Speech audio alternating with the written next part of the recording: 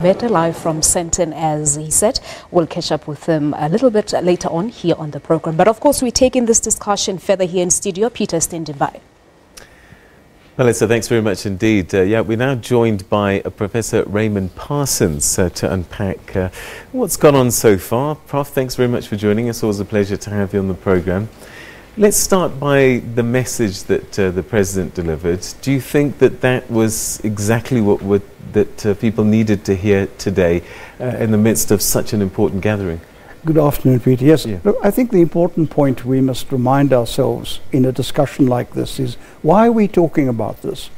Because many people out there are wanting a bigger, a stronger and a better economy which will serve them better, create jobs and increase their standards of living. That's what it's all about. But to do that, the bottom line is you need investment and growth.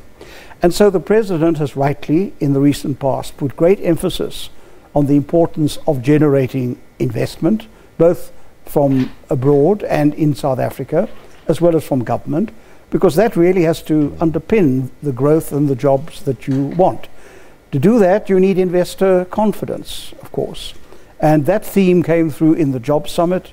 It came through in the so-called mini-budget a couple of days ago. And it's coming through as well in the investment conference. I sense in this investment conference, as I did with the Jobs Summit, despite what some of the skeptics say, that there was a new energy, a new vibrance, a new willingness to look both at opportunities, but also to look at the policies that needed to be adapted or changed in order to encourage the level of investment that we want. So clearly, in his speech today, what the President did was to resonate those issues and to explain and outline where the government is now, what its commitments are, and what it hopes to do in future. I mean, that was really, I think, the sum total of his message to the investment conference today. So he's got a lot of pledges already. A lot of companies have already committed billions to South Africa. Put that into context for us in terms of what that means. Does that mean that we've turned a corner, that we've started to persuade people, or perhaps that some of these things were inevitable anyway? I think what one must say is that something like an investment conference is an opportunity to persuade people on a very big scale. There are almost 1,000 people there who are interested in the future of South Africa. Now, the extent to which there are commitments, I think it's very heartening to see some of the signals there. We don't know whether they are promissory notes or checkbooks being written out, or whether they are new projects or simply a confirmation of decisions and commitments already made. We'll have to wait for the detail. But I think one mustn't cavil. What one must say is that the combination of the Jobs Summit and the mini-budget and this investment conference, out of this, we've got to ask ourselves, what more can we do? What are the opportunities on the one hand, but what are the lessons that come out of this? Because we are in a situation which we're in a bad place. We're not happy where we are. We saw that very clearly in the mini-budget. I think the Minister of Finance was extremely frank and said, look, I think this is where we are. Here are the challenges we face. And unless we do things differently, we're not going to turn this economy around. So this is what it's all about. This is the bottom line. And this is why right at the outset, I think our President said, look, this is what I've got to go for. And just remember, for those who are obviously very impatient for results, we're embarking on a marathon, not a sprint. The damage done to this economy over the past decade is going to take time to put right. But there are short-term issues we can address immediately. We don't have to sit on our hands.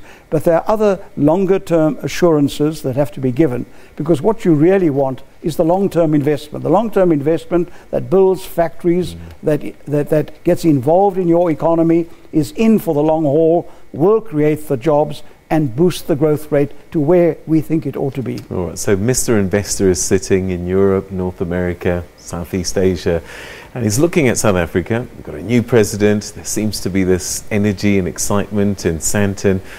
What do they need to actually hear that's going to make them sign and not just think about it?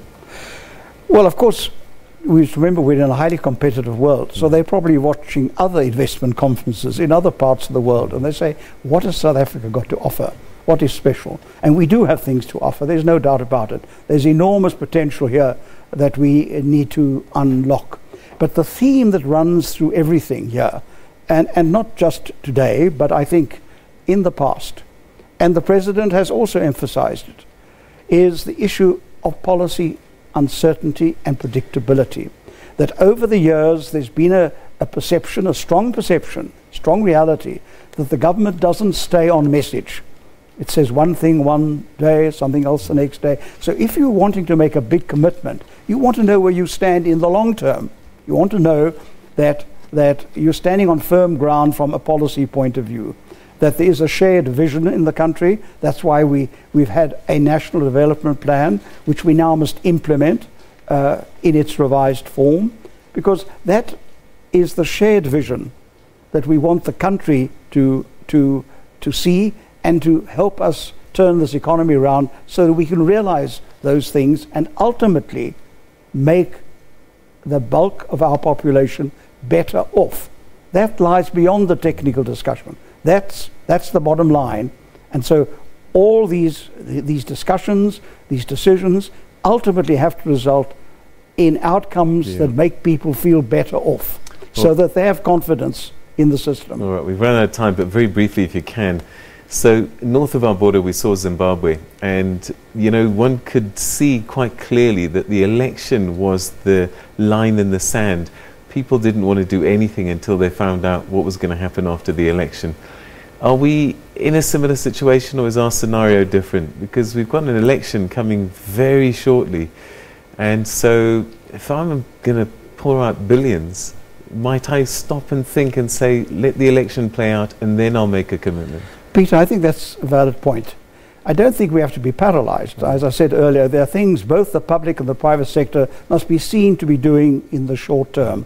But in all countries, when there's an election pending, there will be uncertainty. The issue of where we're going with our land reform, will we stay out of having to go to the IMF? These are all issues that need to be resolved in the next few months. I think once you have an election and our president has a mandate, I think some of these uncertainties, some of these more fundamental uncertainties, should then be able to be resolved. And then, hopefully, we'll see the takeoff in investment and in growth that we need. It's very important to rebuild investor confidence as we manage our political system. All right, Prof, we're going to have to leave it there. Thanks very much indeed. But Thank I guess you. Message is, there's things we can do in the short term, but certainly this is a marathon and not a quick race, and we need to prepare ourselves for quite a journey. Thanks so much. Absolutely. Indeed. Thanks for your time.